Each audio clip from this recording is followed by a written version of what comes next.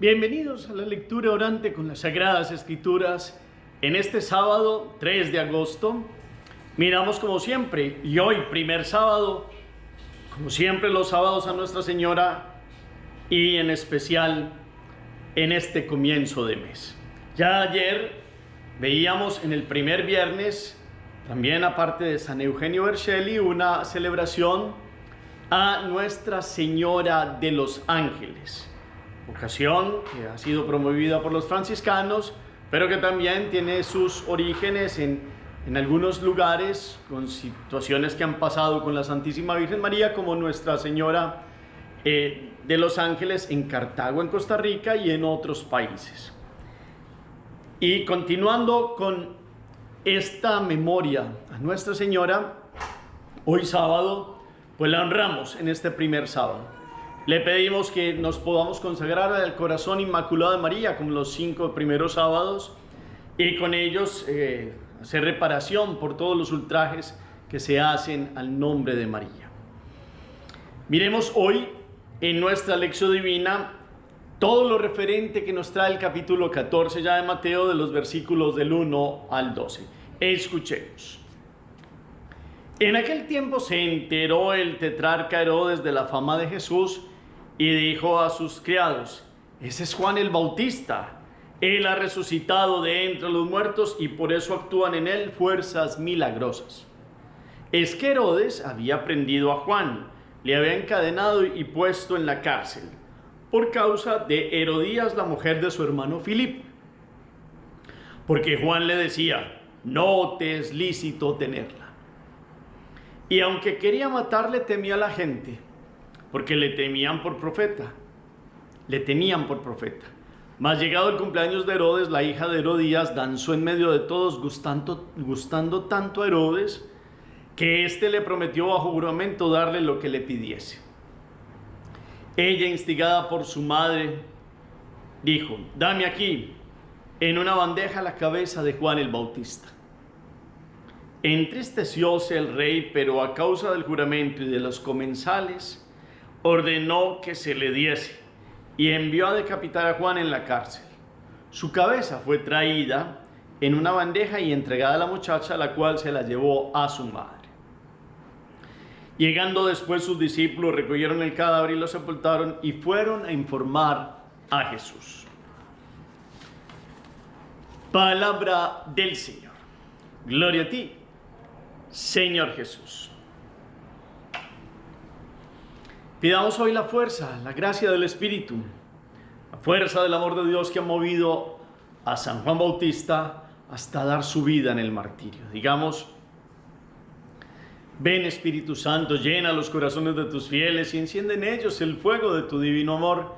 Envía tu Espíritu y todo será creado y renovarás la faz de la tierra.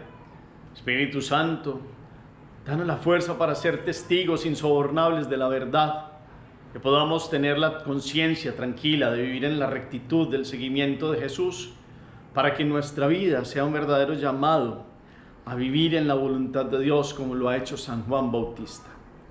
Y podamos, Espíritu Santo, estar llenos de este fuego que transformó la vida del precursor, para que nosotros también demos testimonio de la invitación a la conversión y el llamado al reino de Dios. Amén.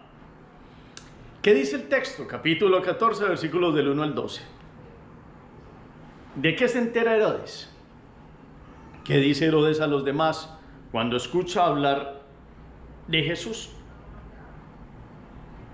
¿Qué narración nos presenta después del versículo 3 de cómo Herodes actúa con Juan el Bautista? ¿Qué es lo que hace? ¿Qué es lo que Juan le había dicho a él y a una mujer? ¿Cuál es esta mujer? Pasó un acontecimiento. ¿Cuál es el acontecimiento? Entonces, Herodes hace una promesa. ¿A quién le hace una promesa? ¿Qué termina pasando? ¿Cómo se desenvuelve toda esta escena que nos presentan hoy? ¿Y qué terminan haciendo los discípulos de Juan al final de la narración? Hacemos una pausa. La palabra resuena. La segunda lectura nos quedamos con un versículo, con una expresión, con un gesto, con una palabra de Jesús. Y la tercera es una síntesis. En este día La palabra nos mueve a escuchar un relato que, aunque seguramente ya lo hemos escuchado, lo tenemos en la versión de Marcos un poco más largo, con más detalles. Mateo es más conciso, pero es un relato que ustedes y yo seguramente hemos escuchado y que lo escuchamos en el día de que se celebra el martirio de San Juan Bautista, que lo vamos a tener en este mes. Y nos mueve a escuchar esta narración que es muy clara. Venimos en una parte narrativa ya de Mateo. Hemos pasado de las parábolas a una sección narrativa que nos va contando distintos hechos de la vida de Jesús. Y en la vida de Jesús llega un momento donde le informan que el precursor ha dado la vida. Porque Juan el Bautista ha sido precursor en todo. Inició la invitación a la conversión del reino, después vendría Jesús, conviértanse porque el reino de los cielos está cerca. Inició toda una invitación a la conversión de todos, y hablando duro y fuerte, como profeta, como testigo, sabiendo de quién era precursor, cómo iba preparando el camino, allanando el camino, de él que era la voz que clama en el desierto y se cumple la profecía de Isaías, y termina siendo precursor en la muerte también, porque la muerte de Juan es figura ya y anticipo de aquel que, siendo el Hijo de Dios, dará la vida. Esta muerte de Juan nos muestra que ha sido precursor en todo. Juan el Bautista preparó el camino del Señor, vivió conforme a la voluntad de Dios, a la misión que le había mandado, y se anticipa en dar la vida como lo dará después Jesús, también el Hijo del Padre, que entregará la vida por la salvación del género humano. Entonces, el contexto que nos introduce Mateo es: Herodes se dan cuenta de la fama de Jesús, y esta fama de Jesús ha llegado a sus oídos. Él, el Todopoderoso, está escuchando que hay un hombre que está haciendo prodigios y que está obrando impresionantemente. De hecho, él tenía un hermano que se llamaba Manaén, que había sido discípulo de Juan. Por eso inclusive Marcos nos dice que hasta Herodes lo respetaba y lo escuchaba con gusto al Bautista. Pero resulta que aquí hay un acontecimiento que desenvuelve, que es el detonante, y es una fiesta que él hace por su cumpleaños. Entonces la hija de Herodías, que Flavio Josefo, historiador judío, nos dice que se llamaba Salomé, pues baila de tal forma que este hombre libidinoso, lujurioso, queda encantado, y como todas las promesas que surgen del corazón en pecado, del corazón inconsciente, de esos momentos de efervescencia y de alegría pasajera que genera los vicios, pues promete más de lo que puede dar. Marcos dirá que inclusive ha prometido hasta la mitad de su reino, y aquí a esta mujer le prometió lo que le pidiese. Imagínense ustedes, carta blanca, lo que pida. Y detrás de esto hay toda una maniobra de Herodías, que odiaba a Juan. Herodías había sido la mujer de Filipo, hermano medio de Herodes Antipas. Juan, profeta insobornable de la verdad, testigo insobornable de esta verdad, le dice que no le es lícito. Y con valentía y con la tranquilidad de conciencia se lo dice claramente. Y esto había generado en Herodías una rabia, y aprovecha muchos contextos. Al parecer Manaén, que era protector de Juan el Bautista, no estaba allí. Se dio esta fiesta, este alicoramiento, este festejo, y cogen, digámoslo así, toman más bien a Herodes Antipas como cortico ante semejante ofrecimiento que hace.